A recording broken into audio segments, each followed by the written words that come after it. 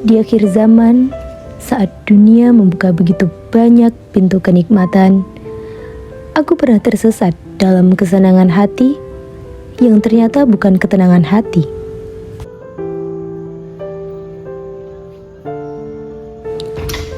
Kita sering scroll ratusan story, tapi lupa mengisi cerita diri sendiri. Kita tahu semua tren viral, tapi sudahkah kita tahu arah hidup kita? Hai Gen Z, perkenalkan nama saya Rima Fadila. Saya merupakan mahasiswi Prodi Sarjana Terapan jurusan Kebidanan Poltekkes Kemenkes Medan. Di sini, saya akan menyampaikan dakwah yang sangat penting bagi kehidupan kita sebagai generasi muda, yaitu membangun kesadaran dan pemahaman tentang Islam di kalangan Gen Z. Assalamualaikum warahmatullahi wabarakatuh. Hari ini saya ingin berbicara langsung dengan kalian, generasi muda, generasi Z, generasi yang tumbuh di dunia digital, generasi yang penuh potensi, tetapi juga penuh dengan tantangan. Di era digital ini, Gen Z tumbuh di tengah-tengah derasnya arus budaya populer, gaya hidup instan, tren global, dan semua hal yang kelihatan keren.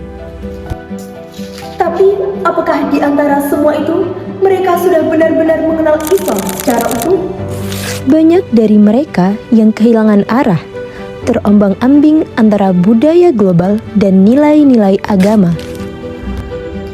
Islam hadir bukan untuk membatasi, tetapi untuk melindungi dan membimbing.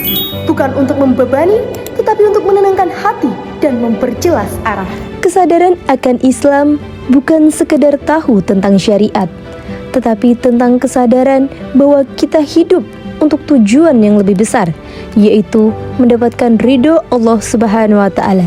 Namun, di tengah-tengah derasnya gelombang ini, bagaimana kita membangun kesadaran dan pemahaman tentang Islam yang rahmatan lil alamin?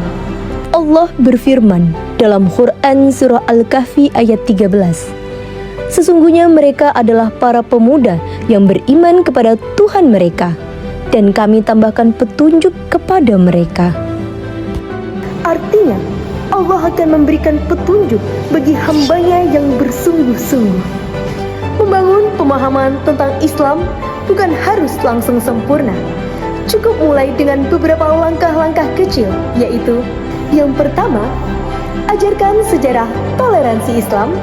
Kisahkan bagaimana Rasulullah SAW hidup berdampingan dengan non-muslim di Madinah.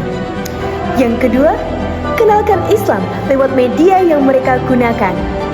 Bukan ceramah panjang, tetapi konten singkat yang bermakna, seperti video pendek, podcast, story, reels, dan quotes lainnya yang ringan tapi mengena di hati. Ada hadis yang mengatakan, Inna dina yusrun, sesungguhnya agama ini mudah. Yang ketiga, bicara bahasa mereka dan jawab keresahan mereka. Tentang belajar menerima takdir, menyembuhkan luka hati, dan rahasia ketenangan hati. Tunjukkan bahwa Islam punya jawabannya, bahwa Allah selalu dekat, bahkan lebih dekat dari rasa cemas itu sendiri. Yang keempat, bangun komunitas bukan hanya ceramah. Gen Z butuh tempat untuk tumbuh, bukan untuk dihakimi, tapi untuk didampingi. Maka dakwah kali ini harus bersifat merangkul, bukan mengusir. Islam itu indah, tetapi tugas kita adalah menunjukkannya.